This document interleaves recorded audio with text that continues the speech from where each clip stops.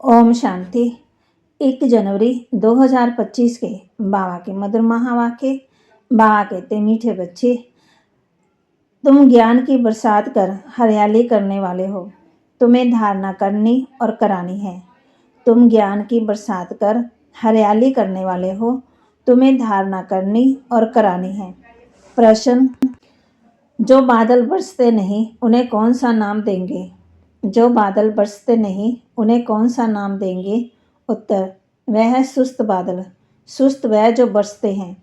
अगर धारणा हो तो बरसने के बिना रह नहीं सकते। जो धारणा कर दूसरों को नहीं कराते, उनका पेट पीठ से लग जाता है। वह गरीब है, प्रजा में चले जाते हैं। दूसरा प्रश्न, याद की यात्रा में मुख्य मेहनत कौन सी है? याद की यात्रा में मुख्य मेहनत कौन सी है? उत्तर, अपने को आत्मा समझ बाप को बिंदु रूप में याद करना। बाप जो है, जैसा है, उसी स्वरूप से यथार्थ याद करना, इसमें ही मेहनत है। गीत, जो पिया के साथ है उसके लिए ज्ञान की बरसात है। ओम शांति। जैसे सागर के ऊपर में बादल हैं, तो बादलों का बाप हुआ सागर। जो बादल सागर के साथ हैं, उनके लिए बरसात है। वह बादल भी पानी भरकर फिर बरसते हैं।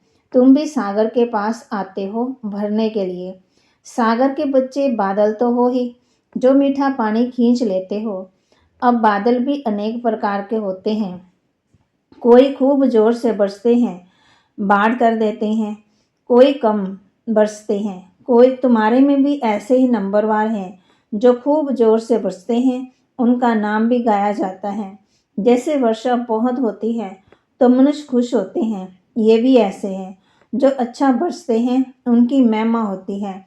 जो नहीं बरसते हैं उनकी दिल जैसे सुस्त हो जाती है। पेट भरेगा ही नहीं। पूरी रीति धारणा न होने के कारण पेट जाकर पीठ से लगता है। मनुष्यों का पेट पीठ से लग जाता जब अकाल पड़ता है। यहाँ भी धारणा कर और धारणा नहीं कराते हैं तो पेट जाकर पीठ से लगेगा। खूब बरसने वाले जाकर राजा रानी बनेंगे और वह गरीबों का पेट पीठ से रहता है। तो बच्चों को धारणा बड़ी अच्छी करनी चाहिए। इसमें भी आत्मा और परमात्मा का ज्ञान कितना सहज है। तुम अब समझते हो। हमारे में आत्मा और परमात्मा दोनों का ज्ञान नहीं था, तो पेट पीठ से लग गया ना। मुख्य है आत्मा और परमात्मा की बात। मनुष्य आत्मा को नहीं जानते तो परमात्मा को फिर कैसे जान सकेंगे? कितने बड़े विद्वान पंडित आदि हैं, कोई भी आत्मा को नहीं जानते। अब तुमको मालूम हुआ है कि आत्मा अविनाशी है। उसमें 84 जन्मों का अविनाशी पाठ नोंदा हुआ है, जो चलता रहता है। आत्मा अविनाशी तो पाठ भी अविनाशी। आत्मा कैसे ऑलराउंडर पाठ बजाती है, ये किसी को पता ही नहीं है। वह तो आत्मा सो परमात्मा कह देते। तुम बच्चों को आदि से लेकर अंत तक पूरा ज्ञान है। वह तो ड्रामा की आयु ही लाखों वर्ष कह देते हैं। अभी तुमको सारा ज्ञान मिला है। तुम जानते हो, इस बाप के रचे हुए ज्ञान यज्ञ में सारी दुनिया स्वाह होनी है। इसलिए बाप कहते हैं, देह सहित जो कुछ भी है ये सब भूल जाओ, अपने को आत्मा समझो। बाप को और शांतिधाम स्वीट होम को याद करो। ये तो है ही दुखधाम। तुम्हारे में भी नंबरवार पुरुषार्थ अनुसार समझा सकते हैं। अभी तुम ज्ञान से भरपूर हो। बाकी सारी मेहनत है याद में। जन्म जन्मांतर का देह अभिमान मिटाकर देही अभिमानी बनो। इसमें बड़ी मेहनत है। कहना तो बहुत बड़ा सहज है, परंतु अपने को आत्मा समझे और बाप को भी बिंदु रूप में याद करे, इसमें मेहनत है। बाप कहते हैं, मैं जो हूँ जैसा हूँ ऐसा कोई मुश्किल याद कर सकते हैं। जैसे बाप वैसे बच्चे होते हैं। अपने को जाना तो बाप को भी जान जाएंगे। तुम जानते हो, पढ़ाने वाला एक ही बाप है, पढ़ने वाले बहुत हैं। बाप राजधानी कैसे स्थापन करते हैं वह तुम बच्चे ही जानते हो। बाकी ये शास्त्र आदि सब हैं भक्ति मार्ग की सामग्री। समझाने के लिए हमको कहना पड़ता है। बाकी इसमें घिरना की कोई बात नहीं है। शास्त्रों में भी ब्रह्मा का दिन और रात कहते हैं, परंतु समझते नहीं है। रात और दिन आधा आधा होता है। सीढ़ी पर कितना सहज समझाया जाता है। मनुष्य समझते हैं कि भगवान तो बड़ा समर्थ है, वह जो चाहे सो कर सकते हैं। लेकिन बाबा कहते हैं, मैं भी ड्रामा के बंधन में बंधा हुआ हूँ। भारत पर जो कितनी आफतें आती रहती हैं, मैं भी घड़ी घड़ी आता हूँ क्या? मेरे पाठ की लिमिट है। जब पूरा दुख होता जाता तब मैं अपने समय पर आता हूँ। एक सेकंड का भी फर्क नहीं पड़ सकता। ड्रामा में हर एक का एक्यूरेट पार्ट नोंदा हुआ है। ये है हाईएस्ट। बाप बाप आकर के सबको पावन बनाते हैं, फिर नंबरवार सब आते हैं, कम ताकत वाले। तुम बच्चों को अभी बाप से नॉलेज मिली है, जो तुम विश्व के मालिक बनते हो। तुम्हारे में फुल फोर्स की ताकत आती है। पुरुषार्थ कर तुम तमो प्रधान से सतो प्रधान बनते हो। औरों का तो पार्ट ही नहीं है। मुख्य है ड्रामा, जिसकी नॉलेज तुमको अभी मिलती है। बाकी जो सब है मटेरियल, क्योंकि ये सब आंखों से देखा जाता है। वंडर ऑफ द वर्ल्ड है बाबा, जो फिर रस्ते भी स्वर्ग हैं, जिसको हेवन पैराडाइज कहते हैं। उनकी कितनी महिमा है। बाप और बाप की रचना की बड़ी महिमा है। ऊंच ऊंच है भगवान, ऊंच ऊंच स्वर्ग की स्थापना बाप कैसे करते हैं, ये कोई भी कुछ नहीं जानते। तो मीठे मीठे बच्चे भी नंबरवार पुरुषार्थ अनुसार जानते हो, और उस अनुसार ही पदवी पाते हो। जिसने पुरुषार्थ किया वह भी ड्रामा अनुसार ही करते हैं। पुरुषार्थ बिगड़ तो कुछ मिल ना सके, कर्म बिगड़ एक सेकंड भी रह नहीं सकते। वह हठयोगी प्राणायाम चढ़ा लेते हैं, जैसे जड़ बन जाते हैं। अंदर पड़े रहते हैं, ऊपर मिट्टी जम जाती है, मिट्टी के ऊपर पानी पड़ने से घास जम जाती है, परंतु इससे कुछ फायदा नहीं है। कितना दिन ऐसे बैठे रहेंगे? कर्म तो जरूर करना ही है। कर्म सन्यासी कोई बन ना सके। हाँ, सिर्फ खाना आदि नहीं बनाते, इसलिए उनको कर्म सन्यासी कह देते हैं। ये भी उनका ड्रामा में पार्ट है। ये निवृत्ति मार्ग वाले भी नहीं होते तो भारत की क्या हालत हो जाती। भारत नंबर 1 प्योर था। बाप पहले पहले प्योरिटी स्थापन करते, जो फिर आधा कल्प चलती। बरोबर सतयुग में एक ही धर्म, एक ही राज्य था। ऐसे अच्छे अच्छे स्लोगन बना करके मनुष्यों को सुजाग करना चाहिए कि भारत सोने की चिड़िया था, ना दुख दो ना दुख लो, फिर से अपना राज्य भाग्य लो। अभी तुम कितना अच्छी रीति समझते हो। श्री कृष्ण को श्याम सुंदर क्यों कहते हैं, यह भी अभी तुम जानते हो। आजकल तो बहुत ही ऐसे से नाम रख देते हैं। श्री कृष्ण से कंपटीशन करते तुम बच्चे जानते हो। पतित राजाएं कैसे पावन राजाओं के आगे जाकर माथा टेकते हैं, परंतु जानते थोड़ी हैं। तुम बच्चे जानते हो, जो पूज्य थे वही भी पुजारी बन जाते हैं। अभी तुम्हारी बुद्धि में सारा चक्कर है। ये भी याद रहे तो अवस्था बड़ी अच्छी रहे, परंतु माया सिमरन करने नहीं देती, बुला देती है। सदा हर्षित मुख अवस्था रहे तो तुमको देवता कहा जाए। लक्ष्मी नारायण का चित्र देख कितना खुश होते हैं। राधे कृष्ण अथवा राम आदि को देख इतना इतना खुश नहीं होते, क्योंकि श्री कृष्ण के लिए शास्त्रों में हंगामे की बातें लिख दी हैं। ये बाबा बनता ही भी श्री कृष्ण श्री नारायण है ना। बाबा तो इन लक्ष्मी नारायण के चित्र को देख खुश होते हैं। बच्चों को भी ऐसे समझना चाहिए। बाकी कितना समय इस पुराने शरीर में होंगे, फिर जाकर प्रिंस बनेंगे। ये एम ऑब्जेक्ट है ना, ये भी सिर्फ तुम जानते हो। खुशी में कितना गदगद होना चाहिए। जितना पढ़ेंगे उतना ऊंच पदवी पाएंगे, पढ़ेंगे नहीं तो क्या पदवी मिलेगा। कहाँ विश्व के महाराजा महारानी, कहाँ शाहूकार, प्रजा में भी नौकर चाकर। सब्जेक्ट तो एक ही है, सिर्फ मनमना भव, मध्यजित भव, अलग और बे, याद और ज्ञान। इनको कितनी खुशी हुई। अलग को अल्लाह मिला, बाकी सबको दे दिया। कितनी बड़ी लॉटरी मिल गई, बाकी क्या चाहिए। तो क्यों ना बच्चों के अंदर भी में भी खुशी रहनी चाहिए। इसलिए बाबा कहते हैं, ऐसा ट्रांसलाइट का चित्र सबके लिए बनवाएं, जो बच्चे देखकर खुश होते रहें। शिव बाबा ब्रह्मा द्वारा हमको ये वर्षा दे रहे हैं।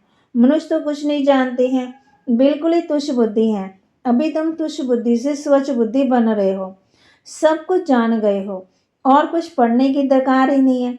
इस पढ़ाई से तुमको विश्व की बादशाही मिलती है, इसलिए बाप को नॉलेजफुल कहते हैं। मनुष्य भी समझते हैं, हर एक दिल को जानते हैं, परंतु बाप तो नॉलेज देते हैं। टीचर समझ दे सकते हैं, फलाना पढ़ता है, बाकी सारा दिन ये थोड़ी बैठ देखेंगे कि इनकी बुद्धि में क्या चलता है। ये तो वंडरफुल नॉलेज है। बाप जो ज्ञान का सागर, सुख का, शांति का सागर कहा जाता, तुम भी अभी मास्टर ज्ञान सागर बनते हो। फिर ये टाइटल उड़ जाएगा, फिर सर्वगुण संपन्न 16 क्लास संपूर्ण बनेंगे। ये है मनुष्य का ऊंच मर्तबा। इस समय ये है ईश्वरीय मर्तबा। कितनी समझने और समझाने की बातें हैं। लक्ष्मी नारायण का चित्र देख बड़ी खुशी होनी चाहिए। हम अभी विश्व के मालिक बनेंगे। नॉलेज से सब गुण आते हैं। अपना एम ऑब्जेक्ट देखने से ही फ्रेशमेंट आ जाती है। इसलिए बाबा कहते हैं, ये लक्ष्मी नारायण का चित्र तो हर एक के पास होना चाहिए। ये चित्र दिल में प्यार बढ़ाता है। दिल में आता है, बस ये मृत्यु लोक में लास्ट जन्म है, फिर हम अमर लोक में जाकर ये बनूंगा। तत्व ऐसे नहीं कि आत्मा सो परमात्मा, नहीं, ये ज्ञान सारा बुद्धि में बैठा हुआ हो। जब भी किसी को समझाते हो, बोलो हम कभी भी किसी से भीख नहीं मांगते। प्रजापिता ब्रह्मा के बच्चे तो बहुत हैं, हम अपने ही तन मन धन से सेवा करते हैं। ब्राह्मण अपनी कमाई से यज्ञ को चला रहे हैं, शूद्रों के पैसे नहीं लगा सकते। ढेर बच्चे वे जानते हैं, जितना हम तन मन धन से सर्विस करेंगे, सरेंडर होंगे, उतना पदवी पाएंगे। जानते हैं, बाबा ने बीज बोया है तो ये लक्ष्मी नारायण बनते हैं। पैसे यहाँ काम में तो आने नहीं हैं, क्यों ना इस कार्य में लगा दें। फिर क्या सरेंडर होने वाले भूख मरते हैं क्या? बहुत संभाल होती रहती है। बाबा की कितनी संभाल होती रहती। ये तो शिव बाबा का रथ है, सारे वर्ल्ड को हेवन बनाने वाला। ये हसीन मुसाफिर हैं। परमपिता परमात्मा को आकर के सबको हसीन बनाते हैं। तुम सामने से गोरा हसीन बनते हो ना, कितना सलोना साजन है। आकर के सबको गोरा बना देते हैं। उन पर जो कुर्बान जाना चाहिए, याद करते रहना चाहिए। जैसे आत्मा को देख नहीं सकते, जान सकते हैं ना, वैसे परमात्मा को भी जान सकते हैं। देखने से आत्मा परमात्मा दोनों एक जैसे बिंदु हैं। बाकी तो सारी नॉलेज है। ये बड़ी समझ की बातें हैं। बच्चों की बुद्धि में ये नोट रहनी चाहिए। बुद्धि में नंबरवार पुरुषार्थ अनुसार धारणा होती है। डॉक्टर लोगों को भी दवाइयाँ याद रहती हैं। ऐसे नहीं कि उस समय बैठ किताब देखेंगे। डॉक्टरी की भी पॉइंट्स होती है, बैरिस्टर की भी पॉइंट्स होती है। तुम्हारे पास भी पॉइंट्स है, टॉपिक हैं जिस पर समझाते हो। कोई पॉइंट किसी को फ़ायदा कर देती, कोई को किस पॉइंट का तीर लग जाता। पॉइंट तो बहुत ढेर की ढेर है। अच्छी रीति धारण करेंगे, वह अच्छी रीति सर्विस कर सकेंगे। आधा कल्प से महारोगी पेशेंट हैं, आत्मा पतित बनी है, उनके लिए एक अविनाशी सर्जन दवाई है। वे सदा सर्जन ही देते हैं, कभी बीमार नहीं होती। और तो सब बीमार हो पड़ते हैं। अविनाशी सर्जन एक ही बार आकर के मन मना भव का इंजेक्शन लगाते हैं। कितना सहज है। चित्र को पॉकेट में रख सदा बाबा बाबा। बाबा नारायण का पुजारी था ना, तो लक्ष्मी का चित्र निकाल अकेला नारायण का चित्र रख देता था। अभी पता पड़ा, जिसकी हम पूजा करते थे वह अब बन रहे हैं। लक्ष्मी को विदाई दे दी। ये पक्का है कि हम लक्ष्मी नहीं बनूंगा।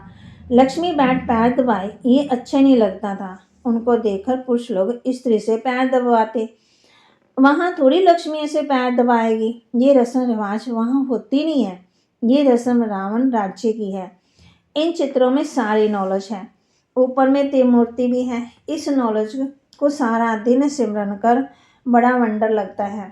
बाहर तो जब स्वर्ग बन रहा है, कितनी अच्छी समझानी है। पता नहीं मनुष्यों की बुद्धि में क्यों नहीं बैठता।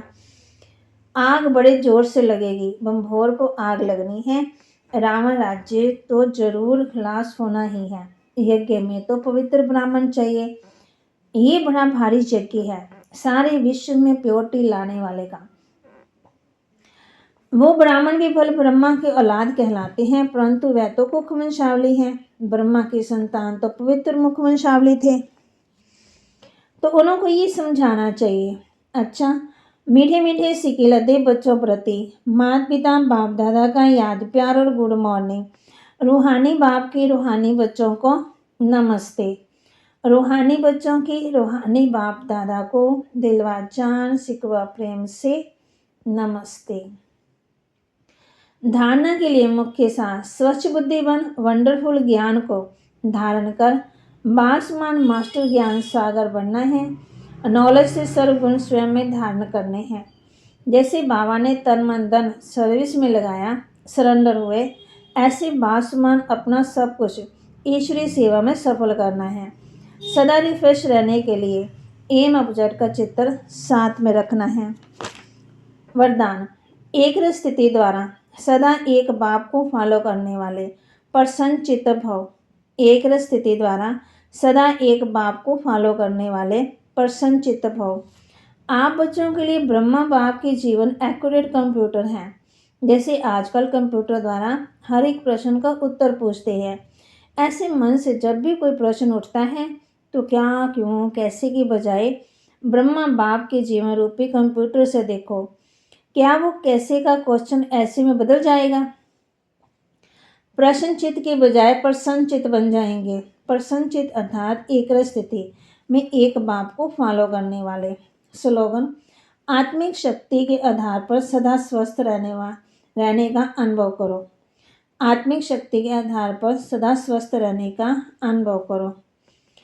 आज का स्वमान, अपनी शक्तिशाली मनसा द्वारा साकाश देने की सेवा करो।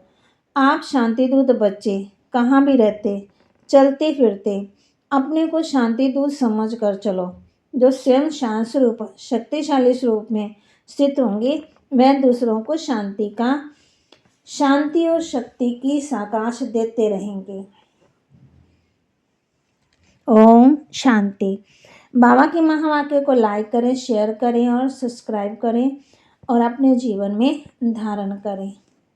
ओम शांति।